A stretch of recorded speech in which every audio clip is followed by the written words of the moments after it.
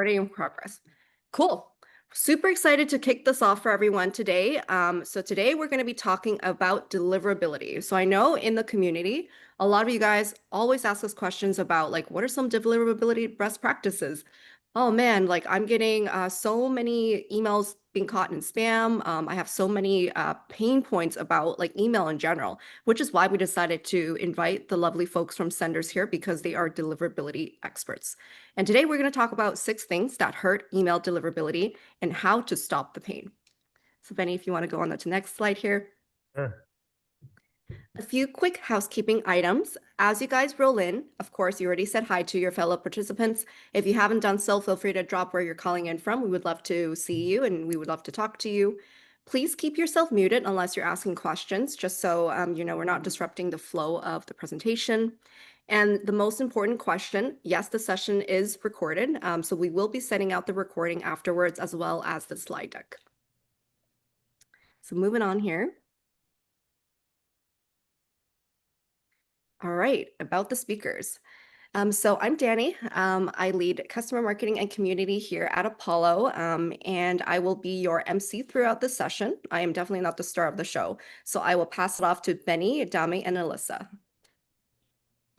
I guess that means that I'm the star of the show. Exactly. Very few times where you get to star if you're doing things as far in the background as email deliverability. But let's dig into it. So I like to start most sessions like this, kind of highlighting the fact that email deliverability is a bit of a rabbit hole. It oftentimes feels like that. And in some senses, it really is, because one thing leads to another, leads to another, leads to another. And then you've spent 2.5 weeks just trying to figure out how to send more emails or get out of the spam inbox. A little bit about who Senders is and how we help companies and folks navigate out of the rabbit hole. We consider ourselves a full puzzle email deliverability company. We focus on deliverability and sendability, which we've seen questions come in from folks prior to this that cover both those things. So emails going to spam means they're not being delivered properly. Not being able to send enough emails, we consider that a sendability problem, and they're sort of different but related problems. So for Senders, what we're looking at with our clients is all the aspects of email, including cold email, which is the main topic today, as well as corporate email, marketing email, transactional email. We'll talk a little bit about how those things interact, but occasionally, sometimes things that are happening in your company that aren't cold email are the thing that's causing your problems with cold email. At Senders, we tend to look more holistically at the whole issue. We are hardcore Apollo users, so I'm sure everyone here is also using Apollo and using it a lot. We use it a ton.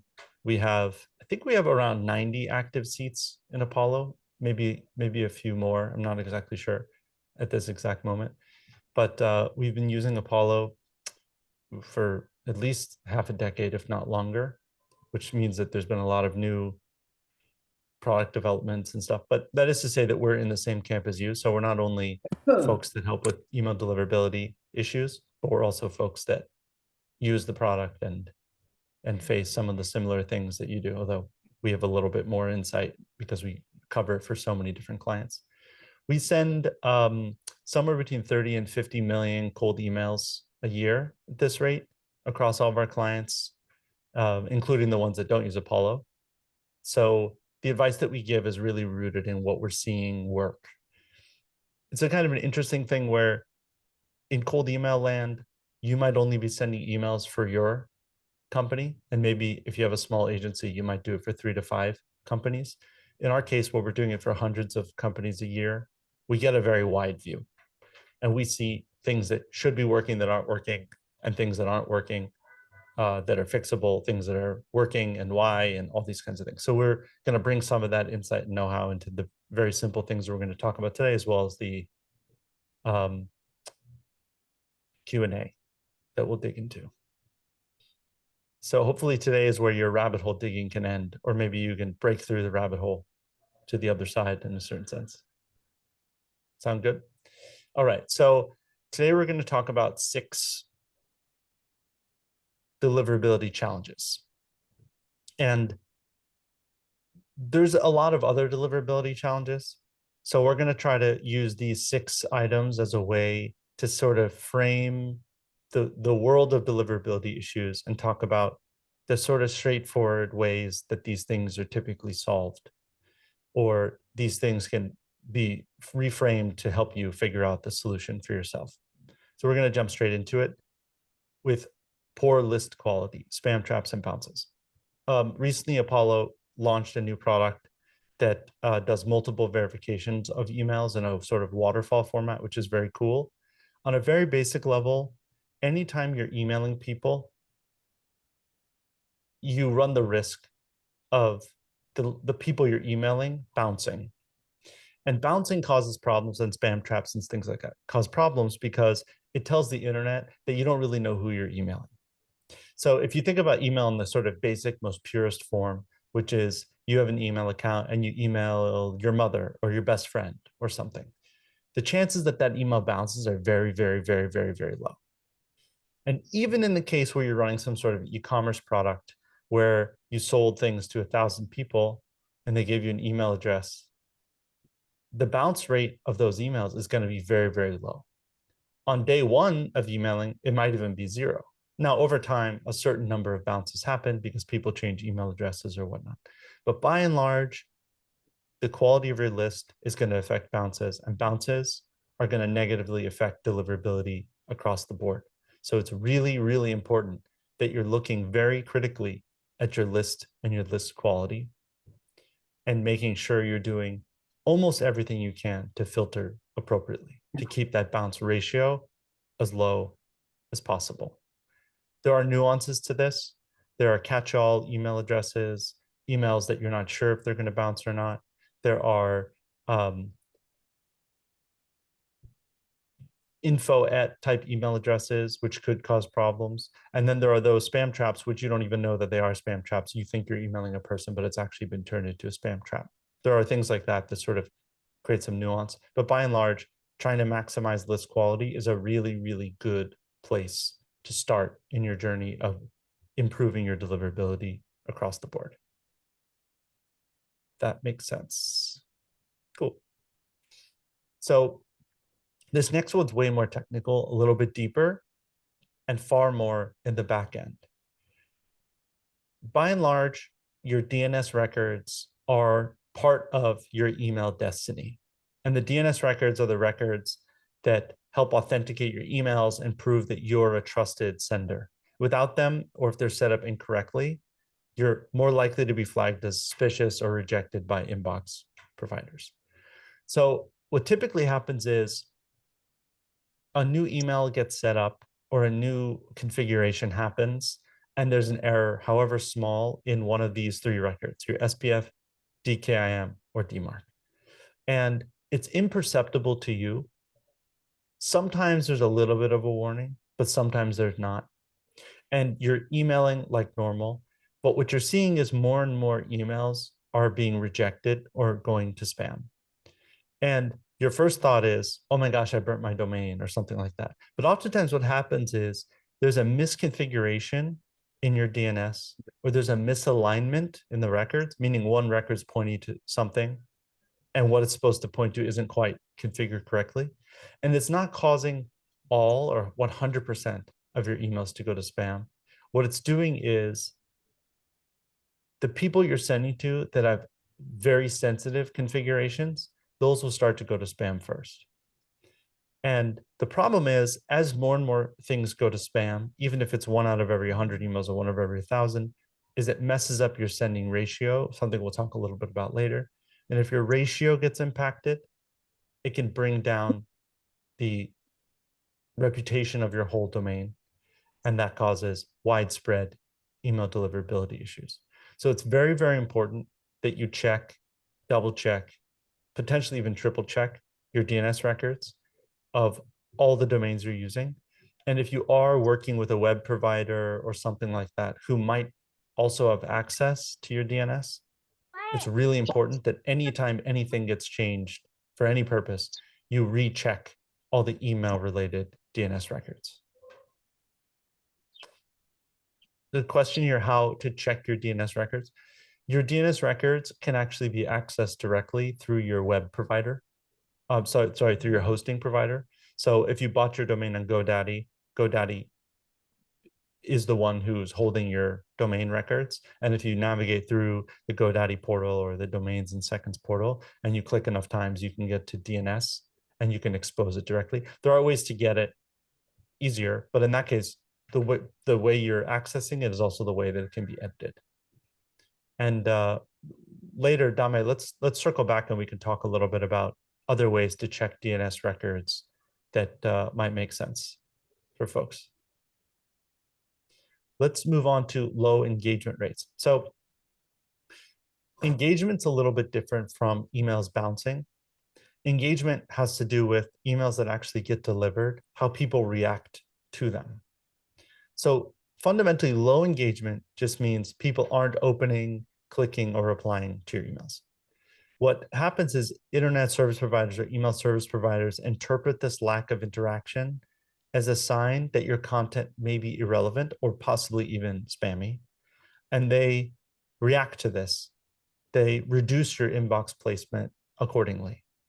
So most of these the people who manage inboxes like Google, they have very nuanced understanding of how the emails that are in your inbox are being treated. And they have the ability to see when emails were opened, whether things were clicked on, whether you lingered on the email for a long time, especially if you're using Gmail and something like Chrome, where Google has sort of multiple layers of view of what's going on. They also can see if in the past you interacted with the same sender or what. So in the case of cold email, oftentimes it's the first or second time you've ever emailed them. And so the inbox provider is on high alert. Well, how are they going to treat this email? Are they going to open it? Are they going to reply?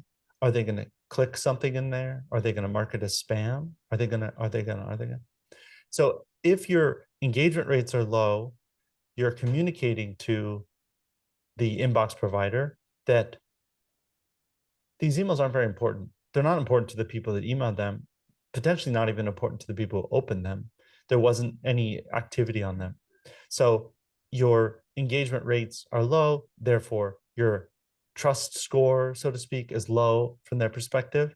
And because they have a wide view of everyone else that's being emailed by you, they can start to say, well, look, this person's emailing a lot of people, but there's just not a lot of engagement. So that can really lead to a downward spiral of poor rates. Now, that isn't to say that every email being opened is bad or in some way. Like it's totally natural if you signed up for an email newsletter, you might miss 3 out of 4 of them or 1/2 of them or something. So there's potential for you not being directly hurt just by people not opening your email or not interacting with them. But I think if there's a very clear pattern, the email service provider will start to say, well, nobody even opens these things. These barely are even looked at. Or when they are opened, bad things happen, like it gets marked as spam, or there's links in it and they don't click on them anyway, and they never even reply to it. So there might be something off or wrong about these. Now, this is very different from open rates, which we can talk about a little bit later. Open rates are a metric that's being shown to you based on how much in this case, Apollo is seeing that emails get opened. That's very different from actual open rates, which is oftentimes not included in any data, but the email service provider knows because of the way that email functions. On a very basic level, not to go into too much silly detail, but email itself is just a tiny little web browser. And when you open an email, it pulls HTML down with the text to show you what the email looks like. So that data has to come from somewhere, and the data has to be shown to you. So even if included in that data isn't open rate, which is something that sends back to you to say that it was open, the email service provider has an idea of what emails were open. After all, they are the ones who have to tell the user interface that this email shouldn't be in bold anymore. It should be marked as open, for example. So they have almost 100% peer view, depending on the system. There are reasons why they might not be viewing that, but in most systems, like with IMAP and things like that, they're have a very clear view of everyone that opened or didn't open the emails that were sent. So what we're talking about here is the actual genuine open, click, and reply rate, not what you might be tracking on Follow. your end. All right, so the next one on this list is unsubscribes or silent disinterest rates. So a high unsubscribe rate is where people get an email and you have an unsubscribe link in the email and they're just clicking the unsubscribe link before even doing anything. Oftentimes what happens is if you bought a list, let's say in the olden days, you bought a list, like some giant list of people, a high percentage are going to mark them as spam, and a possibly equally or even higher percentage are going to say, oh, what is this, and unsubscribe. So if there's a very quick turnaround between when the email gets delivered and people clicking on an unsubscribe link, it does communicate very clearly that this isn't wanted. And typically the way that unsubscribes are managed or sort of improved is by thinking a little bit more clearly about who you're emailing. Tools like Apollo, for very little money, give you access to email lots of people, and they can give you access to email lots of the wrong people. And you might be tempted to say, well, they're not really our target audience, but we're going to email them anyway. And typically what happens is that boosts the number of unsubscribes and it boosts the number of spam replies. So it makes sense to sort of ease into any scenario where you're going to be doing higher volume of email to folks that you think might genuinely not be interested. And that's where things like customized email texts really come into play. They can indicate to someone that you're emailing, this email is actually for you. If it's too general of an email, you sort of can lose that. And then you end up with the high unsubscribe rate or silent disinterest rates, which is people basically just ignoring your email, not opening them, not doing anything. So it's a ratio of how many people received your email, but they didn't even open it. They didn't even bother to look at it. Or in the case of something like Gmail, they can actually highlight the email without opening it and archive or delete it. And that's sort of a silent disinterest rate in that sense. There's a question going on here. I have sequences with 100% open rates and 0% response rate. I've tried SMYKM and several different frameworks. Do you have any hint on that? So Dame answered this in the chat, but I'll answer it out loud. It's a relatively interesting conundrum, sometimes happens. There are many different kinds of email providers. Even though in our world and most of the people on this call, we probably use Microsoft or Google, there are other email providers, and large companies especially have many more layers in their email stack, even if they're using Microsoft and Google. If you imagine, if you sent a letter to the governor of your state, probably when the letter gets received by the governor's office, the first thing they do is open it. They just slice it open and look at what's inside it. They don't deliver it all the way to the person you're emailing to in the governor's office before they open it, because there could be something weird about it, or it could be official business that doesn't. What are you watching? I'm gonna just stop. I got muted there. If there's official business in it, then it might not be, you might be aiming at a particular person, but it might not be for that person. So a lot of large organizations that you're emailing is in particular, open the emails automatically before they deliver it to people. And the reason why they open them is they want to see what's inside it to make sure nothing malicious or weird is happening in there. And they want to not just kind of pretend to look at it, they want to see what actually happens when it gets open. So that can lead to very inflated open rates, even if the email isn't really that desirable or wanted by the person that it was sent to, if that makes sense. Cool. I'm going to jump to the next slide. So this one, we're going to touch on a little bit later when Apollo talks about their own feature set. But large volume jumps really can cause problems with email deliverability, mainly because the internet likes consistent volumes of things. So if you think about this from a spammer perspective, the best possible way to do spam would be to break into someone's email system and use their email to send a large number of emails very quickly before they're detected. That, in a certain sense, is what it looks like and feels like from the wider internet, from email service providers, when you decide on a random Tuesday to send 300 more emails today than you did yesterday. It goes, whoa, there's a big surge. Something must be up. This isn't normal for this sender or this domain. So being very careful with how you gear up your sending, volume up your sending, ramp up, that's what we call it, really matters. In the sense of warm-up practices, which I think most people on this call are aware of email warm-up, and I believe Apollo has more email warm-up features coming in the future, which will probably be talked about. But by and large, what warm-up is doing is it's manipulating the ratio of sends to make it so more of the emails that you sent are being opened and interacted with. So the cold emails you send that tend to have lower engagement are treated better by the email service providers. In the same sense, if you are warming too heavily for the ratio of the emails you're sending, that could also cause problems, because now your open rate and everything is really invested in this one kind of like exaggerated channel. But by and large, what we're talking about here is if you set up an email and you're planning on scaling it up, you need to scale it up in such a way that the day previous you sent only slightly fewer emails than today. Be very cautious of the idea of doing very large ramp ups or like sort of rushed sending.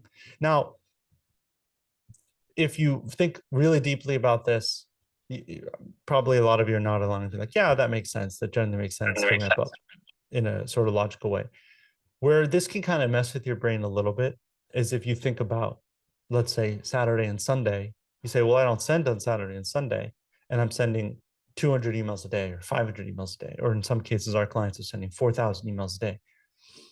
Well, that means that Saturday and Sunday, I'm not sending anything, but Monday, I'm sending a lot, and Friday, I'm sending a lot. Wouldn't that cause problems? I think that by and large, we're really talking about 24-hour rolling periods. And there seems to be some sort of mechanism in the email service providers where they understand and they might be doing some sort of mapping where they think, okay, 24-hour rolling period, maybe a 48-hour rolling period, a 72-hour rolling period over the course of a week, maybe even over the course of a month. They're doing averages on their end to try to figure out what consistency really means for that user. It's not so strict that it's in a 24-hour period. That is to say that if you are doing ramp up, you don't need to freak out about what, but we're not going to send anything on Saturday. Now, you could introduce some Saturday and Sunday sending if you think it'll smooth things out, and that could actually improve your deliverability overall. But by and large, just think incrementally. Think maybe a month or 6 weeks out in terms of where you want your target volume to be and try to scale up to that, assuming that all the other parts of your system can handle the email sending you're trying to do. All right, so I think this is the last one of these 6, which is really the content of the email. So spam filters are very sensitive to words, and they're becoming more and more sensitive to phrases as people like Google are rolling out large language models that actually read the email and do some sort of assessment about like what's trying to be done here. And you'll notice that in really, really good marketing emails, even the ones from top brands that you might get marketing emails from, not a lot of them are like now, click here, now. Not a lot of them are like before it's too late, or have like a very overly aggressive stance to try to get you to act quickly. And that's because a lot of spammers and scammers use language like that. And you can see it in the scam texts you get that say things like, your driver's license is expired, click here now, or you're overdue on some sort of ticket that you never even got for your car or something. They're all trying to get you to think irrationally with speed that you wouldn't normally do.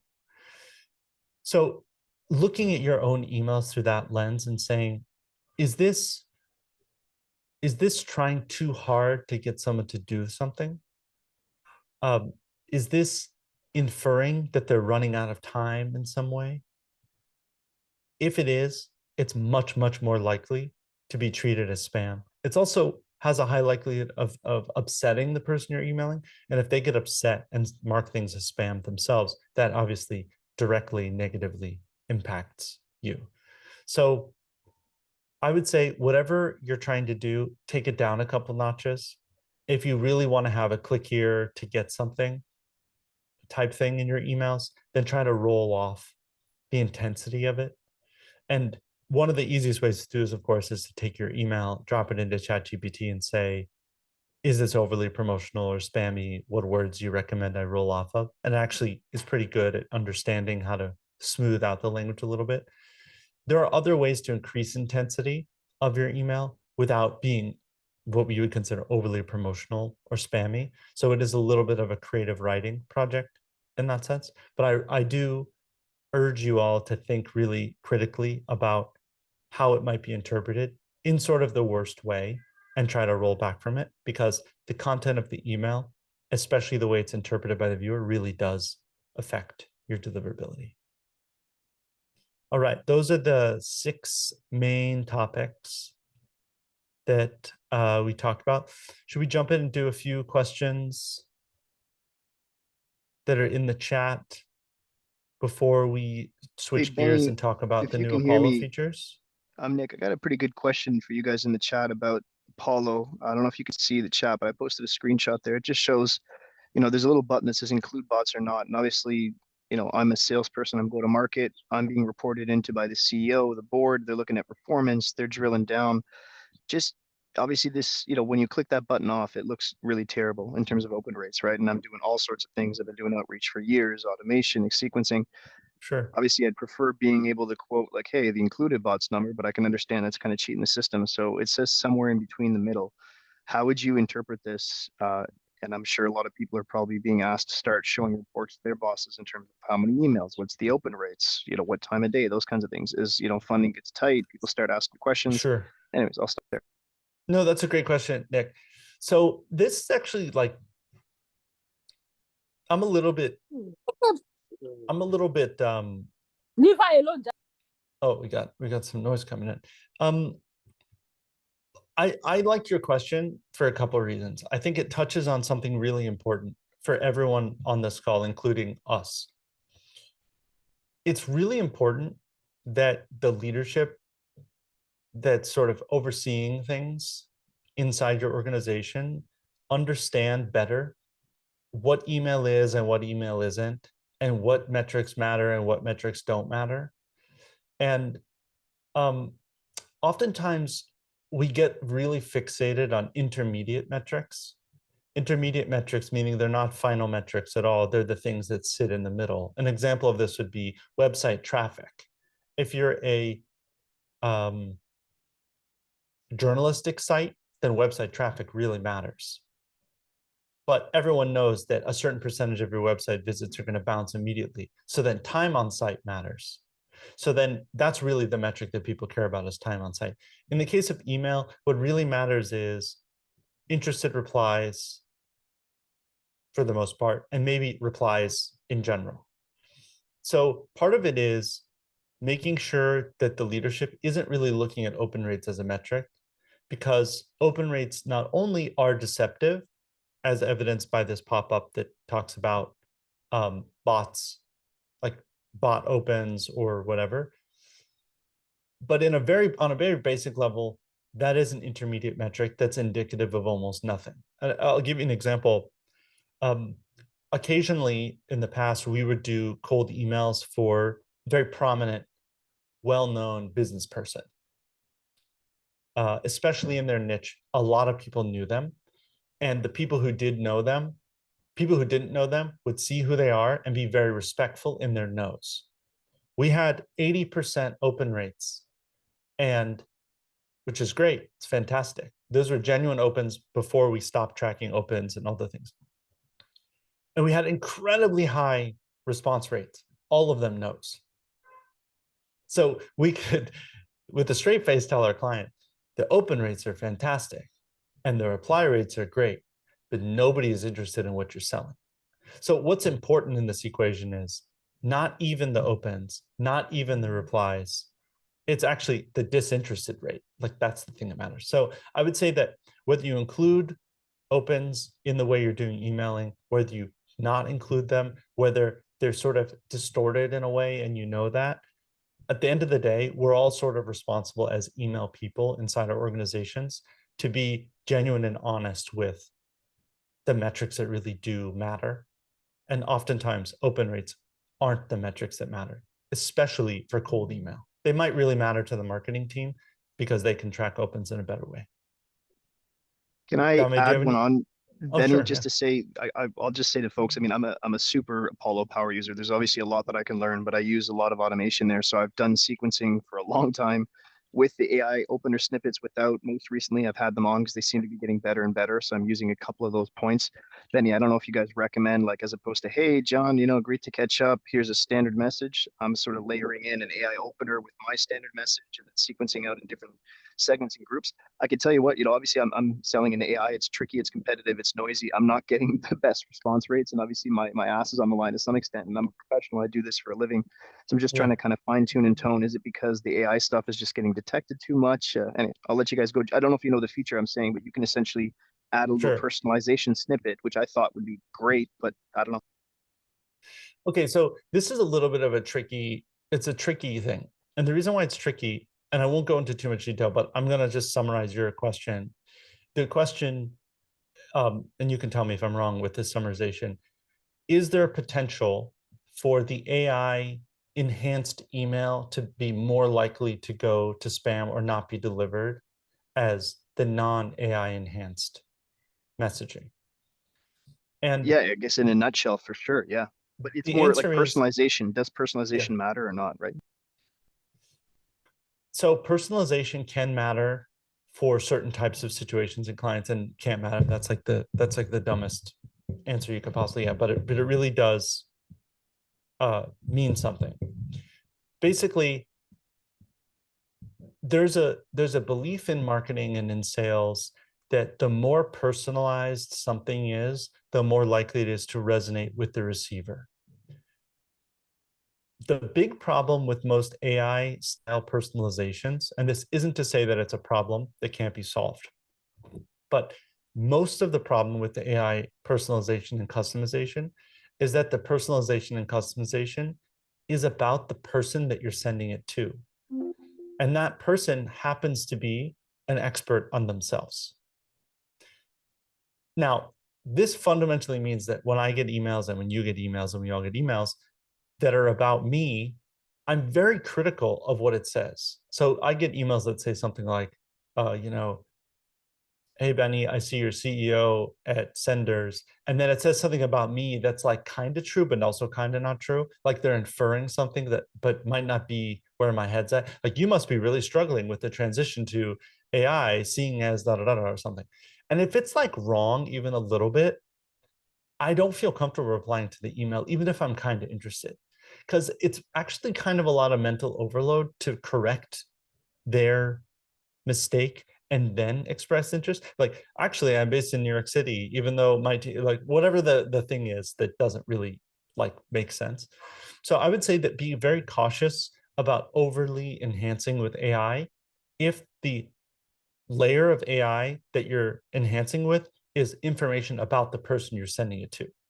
Now, the opposite way to do this, or not opposite, but the sort of other way to do this is you're customizing what features of your own product or service might appeal to them. And in that case, the AI snippet looks more like, I think this might be interesting to you because we have features like this, which from what I can see in your website might be of interest or something like that. You understand what I mean? That difference between using AI to say something about the person you're emailing versus choosing what to say about your own self or your own product to fit their service, if that makes sense.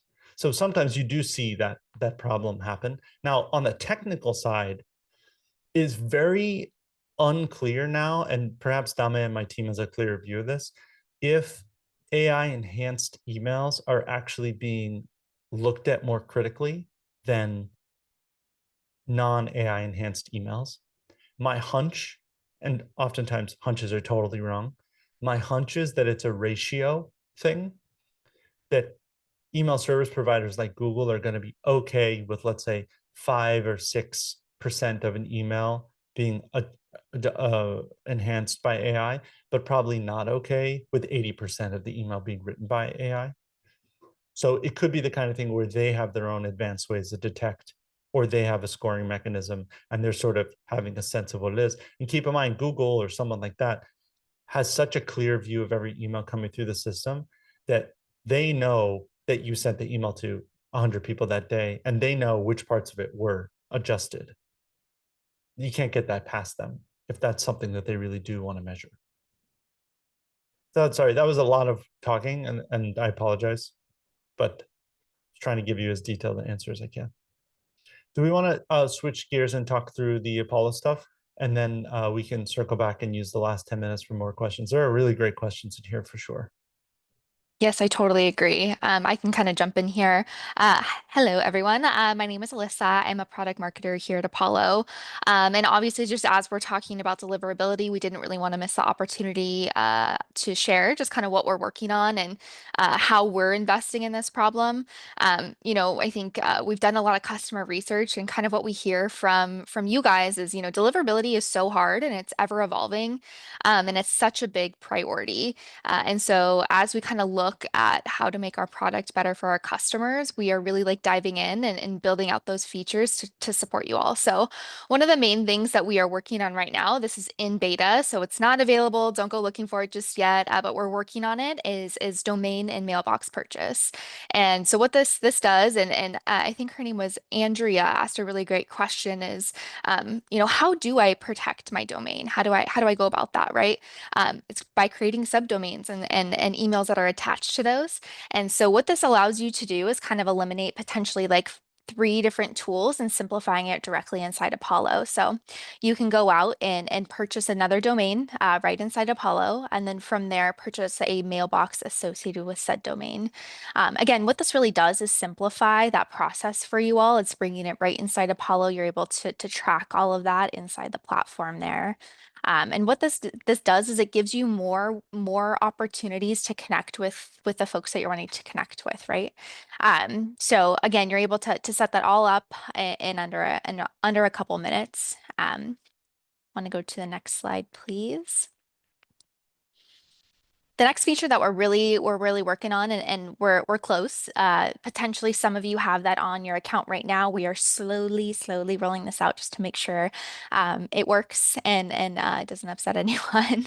It's email warm up. So again, we kind of talked about that, right? Sending emails out with a brand new inbox tends to not bode super well, right? So what we've done is currently we have something called ramp up. We are adding a new feature called warm up. And what this does is it takes the ramp up a step further. So instead of just slowly warming up your inbox by rolling out a series of emails, we do that, but then we also send it to a group of bots and other participants in the warm up program to kind of create that deliverability reputation, right? It's in creating some engagement for your mailbox there.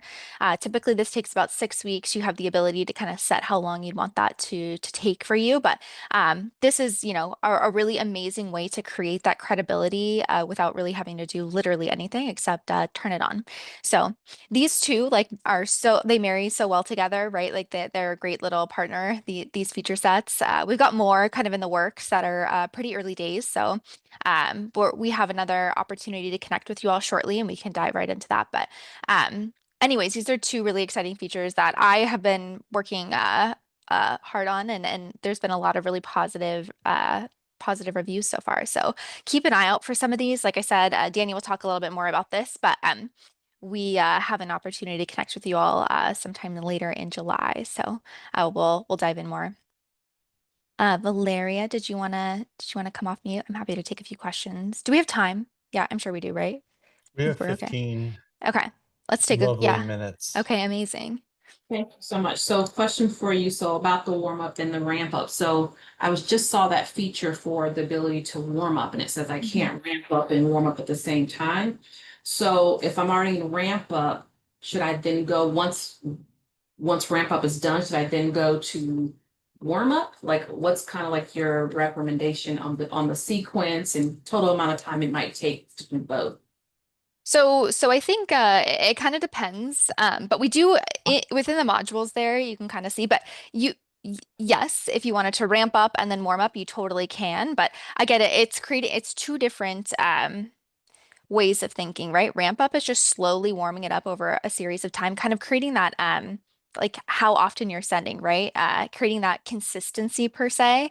Warm up Okay. is taking it a step further and it's creating that engagement for your specific mailbox. Does that make sense? See. So it kind of depends on what you're trying to achieve there.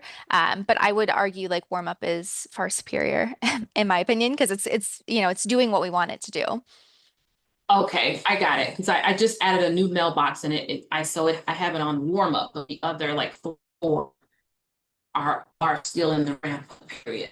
So I Yeah. just want to I go to warm up Yeah. after I finish ramp up and vice versa. You said Yeah. the superior one. Yeah, that's super fair. And that's also something that we potentially maybe didn't consider is, is there a way to just switch it over, change our mind? If you're mid ramp up, just switch it to warm up. I'm not sure, but I'll definitely take that back to the product team and see about that. I could just, not know as well. I didn't build it. So we can definitely get back to you and include that. Okay, perfect. Thank you. Yeah, of course. Thanks for asking the question. Valera, what kind of people are you emailing? I'm emailing HR people. Okay, got it. Yeah, that's good. HR folks that's a really big market and they get a lot of email. Okay. So it's going to be, I mean, that's almost the same thing for anyone here who's doing emailing. But certainly we've done a lot of email to HR style folks, and there's a lot of growth that can come from cold emailing in that zone. So don't lose hope. Um, that's kind of that was all from my end. I know that Danny had a few more things that she wanted to cover in the conclusion, maybe before we dive into Sure, Q&A. So, Danny, why don't we sure. pass it over to you? Yeah, for sure. I think you guys have gotten some really great questions going on in the chat, and I see that also we've got some people answering them, so that's always great to hear. If you want to be in this kind of environment like 24/7, just wanted to plug that we also have the Apollo community if you're not in there just yet. So I'm just going to drop the link in the chat here really quickly. So if you wanted to continue asking us any questions around deliverability or any other things related to sales, please join the community. Benny, I believe you are in the community. Alyssa's in the community. I'm in Yeah, I think Dame, are you in the community as well? No, I don't think so. Oh, okay. well, we'll you're But I add missing would love out. to be added. Yeah. But yeah, just wanted to plug that there. And then what Alyssa mentioned around the product updates, we will be sending you all an additional session on July 29th. So that's going to be just with the Apollo team. So you guys can ask us any questions, technical or non-technical, about the product and what we're building. So just wanted to put that out there. We'll send a separate invite for that. And And also, just really quick, you guys might not have seen it, but Apollo just released a book, I think, I don't know, 6 months ago, about outbound sales, and there's a whole chapter on deliverability. I'm kind of freshly new to Apollo and kind of read that chapter, and it gave some really helpful context. So if you're like newer and you want to dive in, I did post that in the chat just for some additional context. It's probably not going to solve all your problems, but it's going to kind of set the stage if you're new and looking for more like detailed information. So. And you can't avoid me at any cost. There's a lot of me in that chapter on deliverability. So you're gonna feel like, oh, I know that guy. You're either gonna be like, I trust what that guy says, or like, I can't trust what that guy says.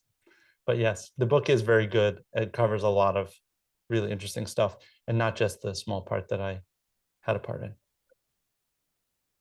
And it's Dami, do free. you see We're any? not trying to make you spend more money. That chapter's free. It's linked there. This isn't a affiliate plug either. So anyway. Yeah, and I don't get any royalties anyway, so just take the free link. Dami, do you see any questions in here that you want to answer? Yeah, just this one from Cameron, where he's asking the chat is moving. And can you guys hear me just fine? Yeah. Awesome. So yeah, I can't find the question, but the question was basically, is it recommended not to have links in cold emails? Technically, yes. It's generally not recommended. But as far as the unsubscribe link comes, I would say I would rather have people unsubscribe than mark me as spam. So I would encourage everybody that uses Apollo. It's simply just like one trigger button, enable the unsubscribe link. It will not only give you a metric that you can actually track versus opens. It also gives you like a lot of feedback on like targeting on the message. Like if you're getting a lot of unsubscribes, it either means the message is not very good, or the offer is not very good, or even the targeting is not very good. But technically, if you have the unsubscribes, it means that your deliverability is not the problem. So I Well, would one thing that encourage everyone to have that. Yeah, one thing that I'll add to what Dame said, Cameron framed the question in a very interesting way. Is it considered a universal best practice to not include links in cold emails? That's a really funny and interesting thing that is one of the reasons why email deliverability tends to be a weird rabbit hole and things don't seem to really align in the way you imagine. If you've always included a link in your emails, you probably should continue including a link. And if best practices is to include an unsubscribe link, well, you're right. Technically, an unsubscribe link is a link.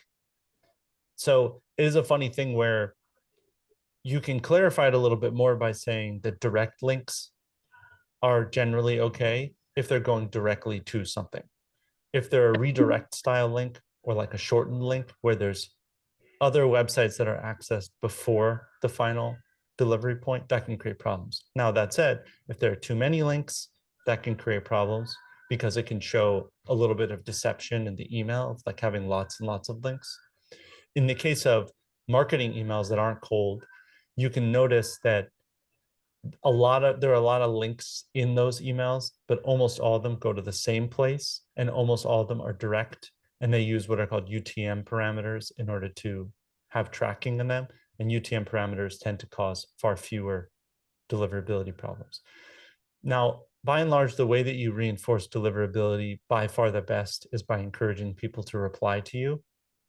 So replies can be very helpful. And if you have too many links that lead places, then people like to click and they get lost somewhere else and they don't reply. So there's sort of a benefit of reducing the number of links to encourage people to reply.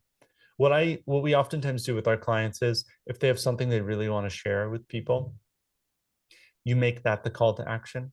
So you say, we have a really great report that we want to share. Would that be okay if I send it over? As opposed to linking to it directly. And what that does is it encourages people to be like, sure, I'd like to see that. And then you get a nice reply. You're now in communication with them. And then you can send the link in the reply email. Does that also apply as it relates to like, I only have, other than this unsubscribe, I have my company website, because I feel like sometimes people want to know this person Sure. before they even bother replying. So I have my URL and my signature, which is the only website I have. That's the only link other than the unsubscribe. I think that that's probably going to be fine unless there's some sort of problem with the link. Like I said, it has some sort of redirect in it, or No. the website has, I'm not saying this is the case, but sometimes if the website has very poor security, then obviously it can hurt deliverability because they say, well, the link goes to a weird place or something like that. So I would say that by and large, that kind of linking doesn't matter. And a lot of these things only start to matter if you're doing some sort of very scaled outbound initiative. So sometimes we have clients that do really well at 100, 200, 500 emails a day and things are going okay. But then when they really want to push the volume, links start to become a problem. And so then you have to further reduce the number of links or maybe even remove them from the signature, things like that. So I think if you're doing a sort of metered, measured outbound process, a link to your company website, if it's a direct link, should not cause problems. Now, I will give one very, very large caveat to everyone listening. Oftentimes, the cold email people inside an org are the ones blamed for email deliverability issues, but they can very easily come from other places. So all the things I mentioned here about DNS record misalignment and things like that, if your company is a software product and they have transactional emails and those have a problem, it can directly impact your ability to do your cold emailing well. So it does make sense to sort of open an inquiry inside your organization. And this is the kind of thing that Senders does with clients as well, where you say, okay, we can see what's going on with cold. What's going on with the other parts of the email stack? Let's dig into that.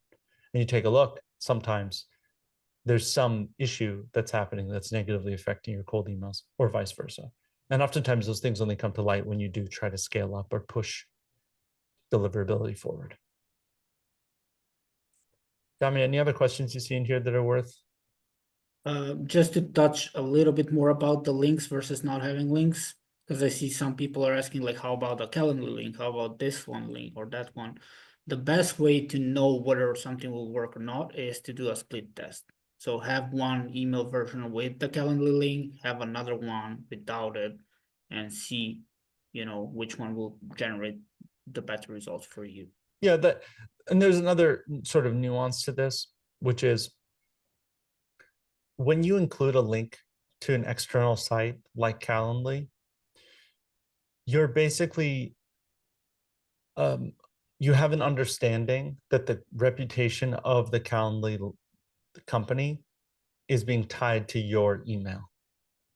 So that basically means that if you're doing it at a relatively low volume and a lot of people are clicking and you feel really comfortable with it and it's something you've always done and it's not causing problems, you're probably okay.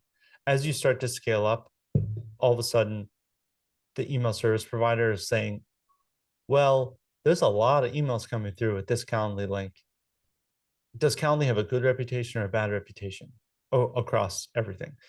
The reason why I say Calendly is a big company and usually there isn't an issue specifically with Calendly, although there has been in the past. It could be the same thing where you're using a different calendar linking company or something that maybe has issues that you don't know about. Maybe it's being used by, I don't know, real estate scammers or something. You never even thought about that, but maybe that's something that they're doing. So you think you're just innocuously putting a link to something very easy, but it could be something that's actually causing spam problems. And that comes to what Dame said about being a little bit cautious, but also a little bit split testy and a little bit like, we'll put some traffic to this and see if that works or if there's a particular issue with it. The other thing I'd like to point out is that oftentimes you run into this sort of testing issue that happens where folks choose a brand new market that isn't their best market to test things with. So the testing actually comes back very negatively, meaning they say, well, I'm emailing my core market, but I have this other weird market that I was going to go after. Maybe this is where I'll try a Calendly link directly or something like that. And then they're like, lo and behold, it doesn't work. So they go, Calendly's terrible. We need to pull it from everything or have some sort of unclear test. So it does make sense to really think about who you're emailing and what audience you're running these tests to make sure you're not tricking yourself into learning things that aren't really should be learned. And then the final thing I'll say in our last few minutes is there's a lot of pressure in the industry to do new domains because new domains seem fresh and new and sparkly. But there's a lot of evidence that shows the older the domain, the better the deliverability of that domain is and the stronger it holds over time. So keep in mind that buying domains and sitting on them for months or asking your company admin or whatever if they have domains that are aged and older that can be used will oftentimes help your deliverability a lot. That isn't to say that some people can't get very lucky with new domains, but age really does matter. And it makes sense because spammers, for example, tend to work very quickly where they buy a domain and start sending immediately. So having some age on the domain really does help with deliverability. Danny, what should we do to close up? What do you think? Yeah, I mean, like the chat is going really quickly, so I just want to make sure we do have the opportunity to answer the questions at we didn't get to answer. So if you guys have any additional questions, what we're going to do is we're going to send you guys the recording of this awesome session alongside the slides. And if there are any additional questions that we're able to quickly answer over email, we'll try to do that. But if we can't, what we might have to do, Benny, is we might have to do a part 2. So we're going to send you guys Yeah. a quick Happy event. to do part 2, part 3, part 5. Yes. Would you guys want one? Drop it in the chat if you would like a part 2. Yes. Okay. So looks like we do want one. I'm going to send you guys a quick little event feedback form afterwards, just so we know how to improve for next time and how you guys liked it. But we are running out of time. So just want to say thank you one more time to Benny, Dame, the Senders team, and Alyssa here for the wonderful session. I definitely learned a lot about deliverability here. Marianne wants a part 4. So looks like we're going to have to do a series here. But thank you so much all for your wonderful questions and being so engaged. Hope you all have a wonderful rest of your week. Thanks all.